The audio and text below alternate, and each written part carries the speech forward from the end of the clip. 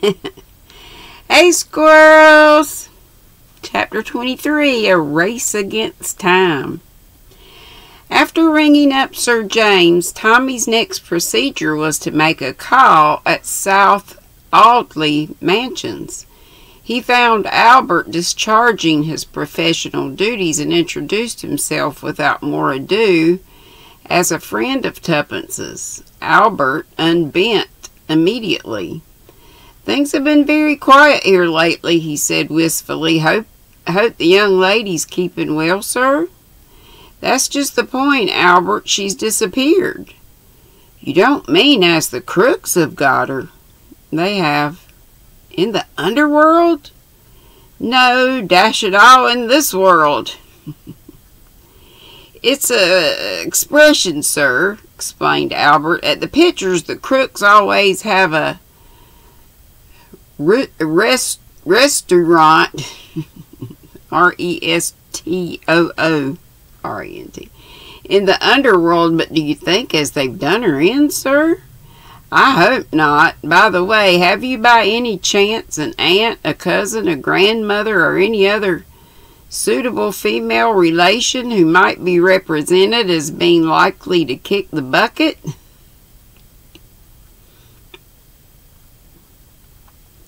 A delighted grin spread slowly over Albert's countenance. "I'm on, sir. My poor aunt, what lives in the country, has been mortal bad for a long time, and she's asking for me with her dying breath." Tommy nodded approval.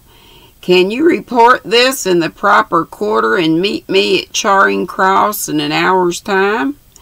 "I'll be there, sir. You can count on me." As Tommy had judged, the faithful Albert proved an invaluable ally. The two took up their quarters at the inn in Gatehouse.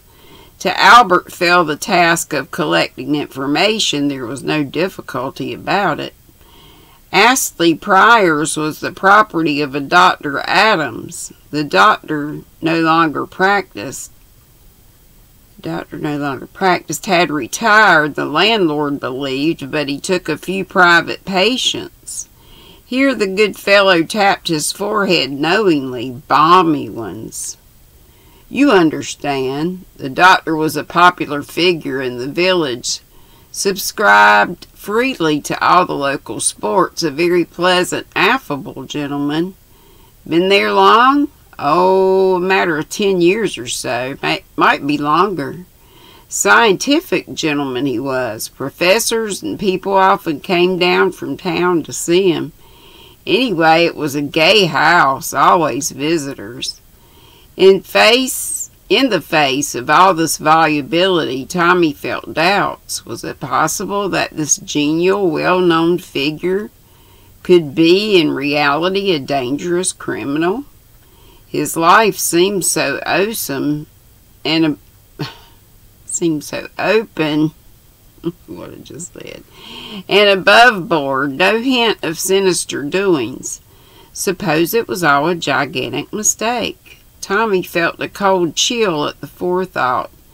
Then he remembered the private patients, balmy ones. He inquired carefully if there was a young lady amongst them, describing Tuppence, but nothing much seemed to be known about the patients. They were seldom seen outside the grounds. A guarded description of Annette also failed to provoke recognition. Astley Priors was a pleasant red brick edifice surrounded by well-wooded grounds, which effectually shielded the house from observation from the road. On the first evening, Tommy, accompanied by Albert, explored the grounds. Owing to Albert's insistence, they dragged themselves along painfully on their stomachs, thereby producing a great deal more noise than if they had just stood upright. In any case, these precautions were totally unnecessary. The grounds, like those of any other private house, after nightfall, seemed untenanted. You know, everybody's there. tenant, I can't say it. Tenant, untenant, it. Gee, Lord help. Tommy had imagined a possible fierce watchdog. Albert's fancy ran to a puma or a tame cobra, but they reached a shrubbery near the house quite unmolested. The blinds of the dining room window were up. There was a large company assembled round the table. The port was passing from hand to hand. Lord, I can't talk. It seemed a normal, pleasant company. Through the open window, scraps of conversation floated out disjointedly on the night air.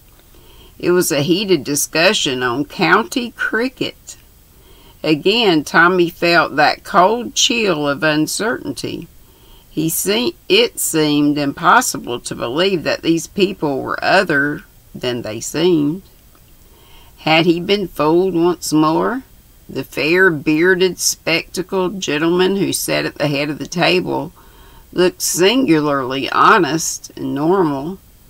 Tommy slept badly that night. The following morning, the indefatigable Albert, having cemented an alliance with the greengrocer's boy, took the latter's place and ingratiated himself with the cook at Malt House. Now that my innards are fixed, these ulcers, I'm sure they're ulcers in my stomach, are. So I got my hand like Napoleon holding my belly. I don't know why I told y'all that, in case you could tell already. Tommy said, Malt House. He returned with the information that she was undoubtedly one of the crooks, but Tommy mistrusted the vividness of his imagination. Questioned, he could adduce nothing in support of his statement except his own opinion that she wasn't the usual kind. You could see that at a glance. The substitution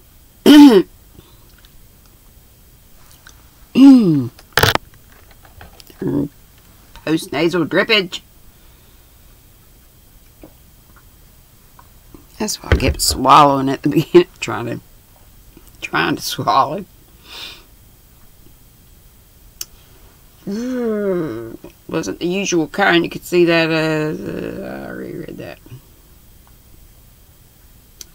Substitution being repeated, much to the pecuniary advantage of the real greengrocer's boy.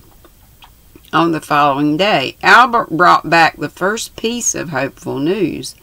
There was a French young lady staying in the house. Tommy put his doubts aside. Here was confirmation of his theory, but time pressed. Today was the 27th. The 29th was the much talked of Labor Day, about which all sorts of rumors were running riot. Newspapers were getting agitated. Sensational hints of a labor coup d'etat were freely reported.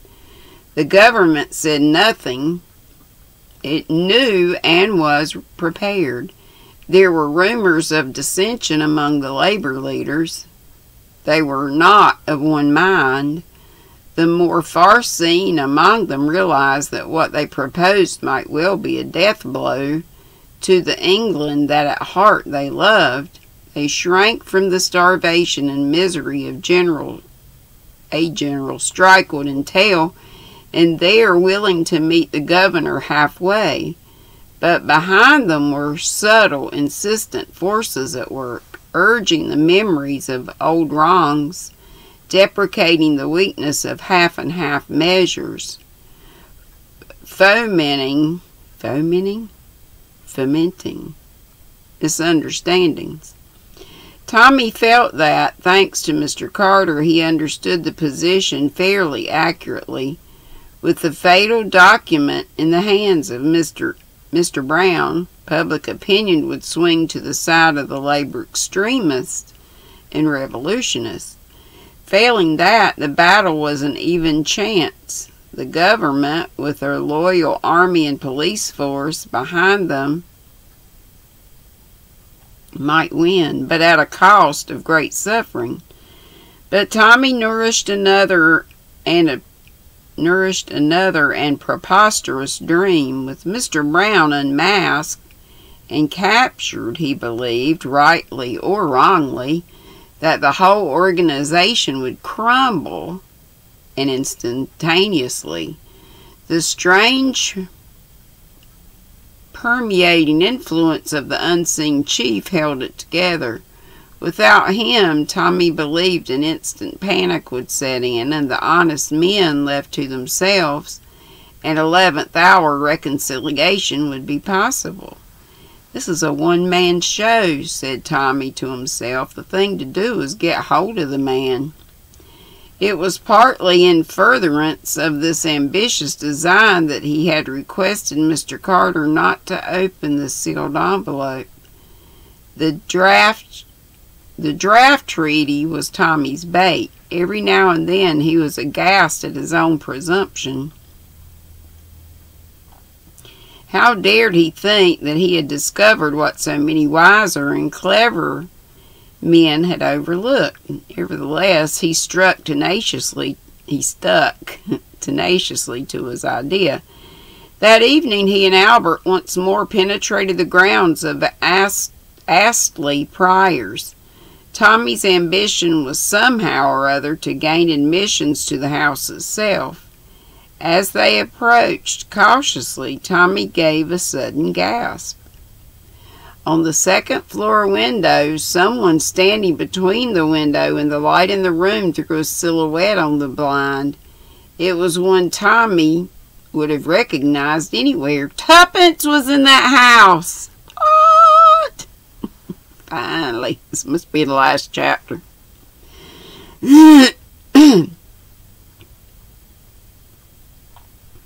He clutched Albert by the shoulder. "Stay here. When I begin to sing, watch that window." He retreated hastily to a position on the main drive and began in a deep roar, coupled with an unsteady gait, the following ditty. "I am a soldier, a jolly British soldier. You can see that I'm a soldier by my feet." It had been a favorite on the gramophone in Tuppence's hospital days. He did not doubt but that she would recognize it and draw her own conclusions. Tommy had not a note of music in his voice, but his lungs were excellent. The noise he produced was terrific.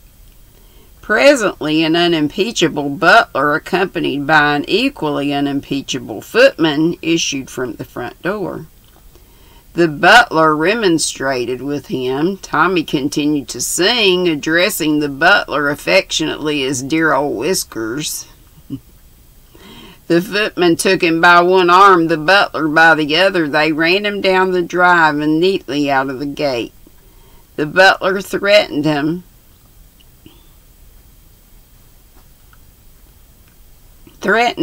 with the police if he intruded again. It was beautifully done, soberly, and with perfect decorum. Anyone would have sworn that the butler was a real butler, the footman a real footman. Only, as it happened, the butler was Whittington. Tommy retired to the inn and waited for Albert's return. At last that worthy made his appearance. "Well," cried Tommy eagerly, "it's all right. While they was a running of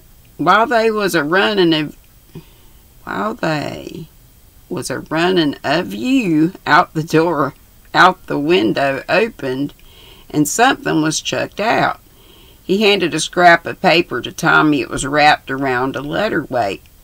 On the paper were scrawled 3 words: "Tomorrow, same time." "Good egg!" cried Tommy. "We're getting going." "I wrote a message on a piece of paper, wrapped it round a stone, and chucked it through the window," continued Albert breathlessly. He thought it was tuppence. I did too. Tommy groaned. Your zeal will be the undoing of us, Albert. What did you say? What did you say? Said we was a-staying at the inn. She said we was a-staying at the inn. If she could get away to come there and croak like a frog.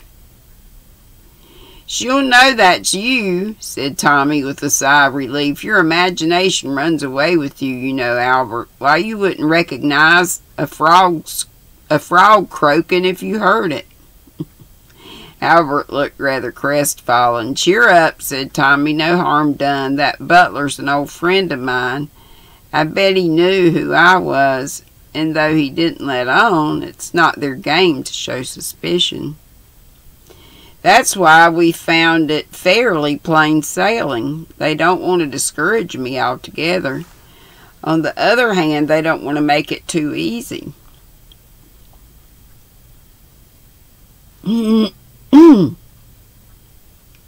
I'm a pawn in their game, Albert. That's what I am. You see, if the spider lets the fly walk out too easily, the fly might suspect it was a put-up job. Hence the usefulness of that promising youth, Mr. T. Beresford, who's blundered in just at the right moment for them, but later Mr. T. Beresford had better look out. Tommy retired for the night in a state of some elation.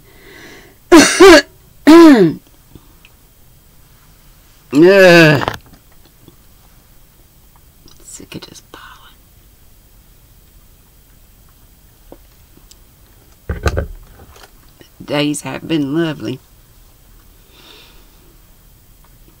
Tommy retired in a state of elation. He had elaborated a careful plan for the following evening.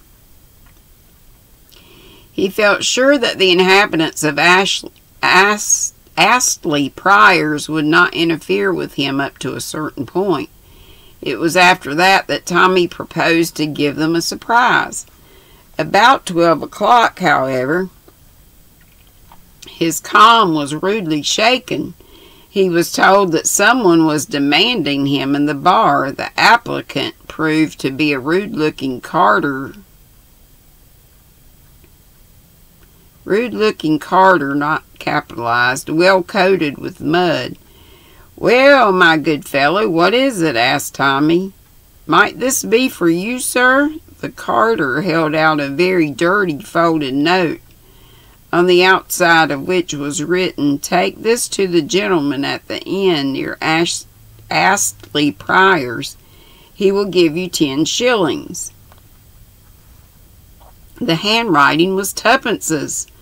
Tommy appreciated her quick-wittedness, and realizing that he might be staying at the inn under an assumed name, he snatched at it. That's all right. The man withheld it. What about my 10 shillings? Tommy hastily produced a 10-shilling note, and the man relinquished his fine. Tommy unfastened it. Dear Tommy, I knew it was you last night. Don't go this evening. They'll be lying in wait for you. They're taking us away this morning. I heard something about Wales, Holyhead, I think. I'll drop this on the road if I get a chance. Annette told me how you'd escaped. Buck up. Yours, tuppence. It says 2 pence, which is tuppence, but that's weird. Tommy raised a shout for Albert before he'd even finished perusing this characteristic epistle. Pack my bag, we're off. Yes, sir. The boots of Albert could be heard racing upstairs. Holyhead? Did that mean that after all? Tommy was puzzled. He read on slowly. The boots of Albert continued to be active on the floor above. Suddenly a second shout came from below. Albert! I'm a damned fool. Unpack that bag. Yes, sir. Tommy smoothed out the note thoughtfully. Yes, a damned fool, he said softly, but so's someone else. And at last, I know who it is.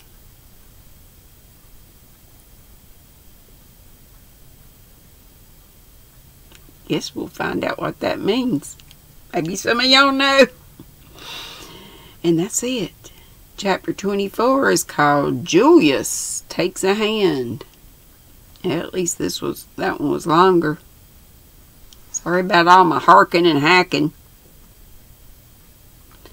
That's just the way it is. Some things will never change. That's just the way it is.